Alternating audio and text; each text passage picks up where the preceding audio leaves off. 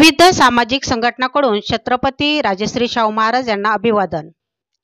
श्रीरामपूर लोकराजा छत्रपती राजश्री शाहू महाराज यांच्या जयंतीनिमित्त श्रीरामपूरमध्ये महामानव विचार प्रबोधन समितीच्या वतीने विविध सामाजिक संघटनांकडून अभिवादन करण्यात आले। यावेळी रमेश मकासरे यांनी अभिवादनपर मनोगत व्यक्त करताना सांगितले की छत्रपती शाहू महाराजांनी त्यांच्या कोल्हापूर संस्थानात पहिल्यांदा आरक्षण लागू करून सामाजिक न्यायाची अंमलबजावणी केली। बहुजन समाजाला सक्तीचे आणि मोफत शिक्षण सुरू केले। सर्व क्षेत्रामध्ये समान संधी व न्याय असणारे राज्य चालवण्याचं काम छत्रपती राजश्री शाहू महाराजांनी केले। म्हणून डॉक्टर बाबासाहेब आंबेडकरांनी शाहू महाराजांची जयंती सणासारखी साजरी करा असे बहुजन समाजाला आवाहन केले होते।